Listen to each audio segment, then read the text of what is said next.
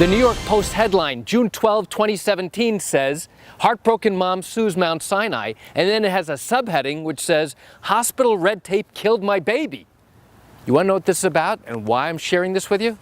Come join me for a moment as I explain this incredible story, and importantly, what the New York Post didn't tell readers that you really should know about.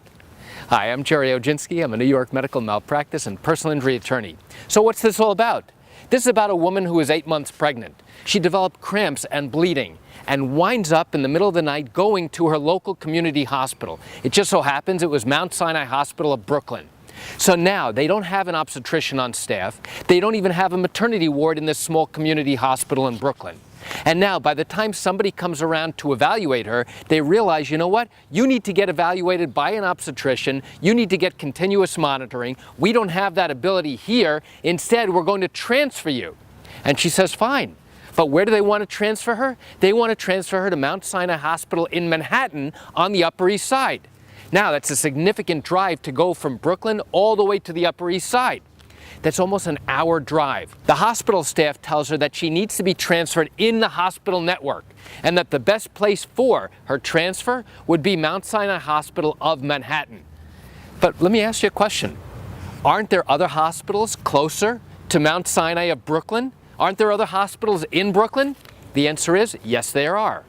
But the hospital staff determined that the only way she could be transferred is if they transferred her to an in-network hospital within their own hospital network, which is Mount Sinai Hospital of Manhattan.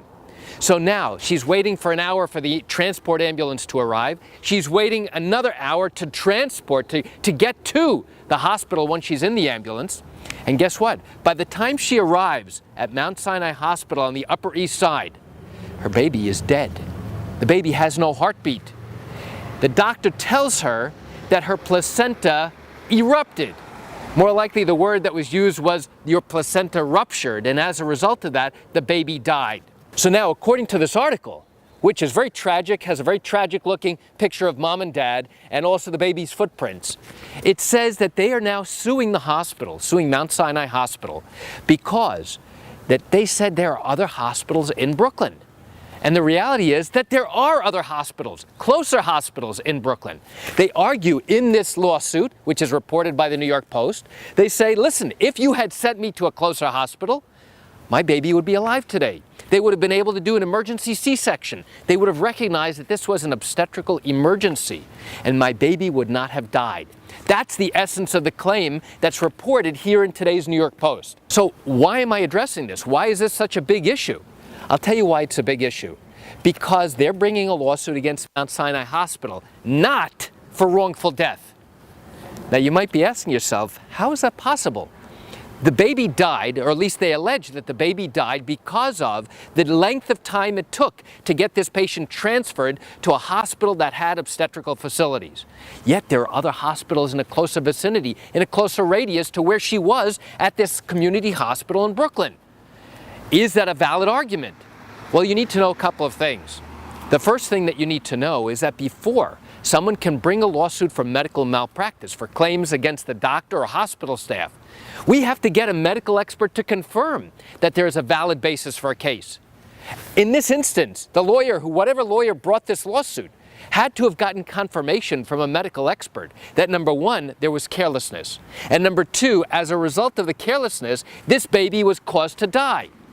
And number three, that the injury is significant or permanent. And obviously, when the death, the injury is significant and it is permanent. So why can't they bring a lawsuit for wrongful death for the baby? And that's something that's not touched upon. It's not even hinted at in this particular article. And it's something that you as a viewer should know about.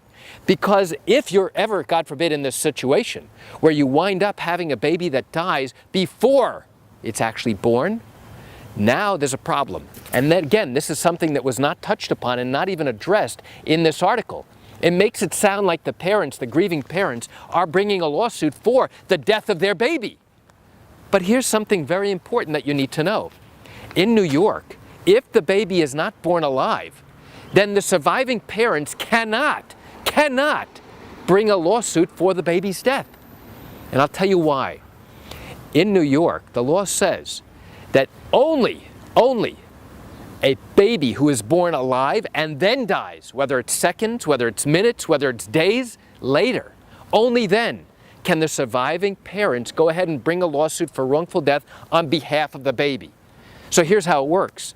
If that were to have happened, that the baby was born alive and now lived for a period of time and then died because of whatever negligence or carelessness occurred at the hospital, now the parents would be able to go ahead and say, hey, we now step into the shoes of our baby who died.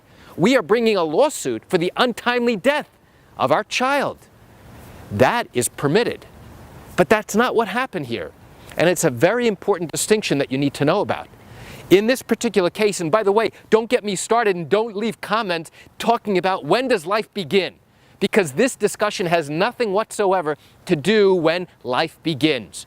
According to the law in New York, a life begins at the time of birth, a live birth. If the baby is not born alive, the parents cannot bring a lawsuit for wrongful death.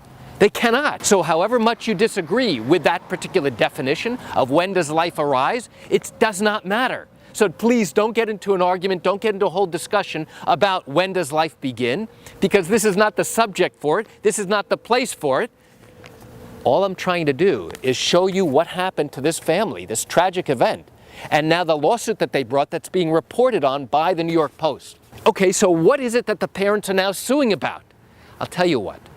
The law does allow mom to go ahead and bring a lawsuit on her own behalf for what? For her own psychological injuries, for her own psychological trauma, for the negligent infliction of emotional distress by these doctors who she claims were careless, as well as the hospital staff. Plus, the law also allows her to bring a claim for her own physical injuries if she suffered any injury above and beyond what would be normally expected to see in a normal delivery. So what happened here? Did she need an emergency C-section to deliver the dead baby, which can occur? No, that's not what happened. I see in the article that she did in fact deliver vaginally. So again, I'm assuming that she did not suffer any independent physical injury separate and apart from that vaginal birth. So why do I share this great information with you? I share it with you just to give you an insight and an understanding into what goes on in these medical malpractice and wrongful death cases here in New York. You know, I understand you may have questions or concerns about your own matter. Well, if your matter did happen here in New York and you're thinking about bringing a lawsuit, but haven't done so yet because you still have questions that need to be answered, then I invite you to pick up the phone and call me. I can answer your questions. You know, this is something I do every single day and I'd love to chat with you. You can reach me at 516-487-8207 or by email at Gerry, G-E-R-R-Y, at oginski-law.com. That's it for today's video. I'm Gerry Oginski. Have a wonderful day.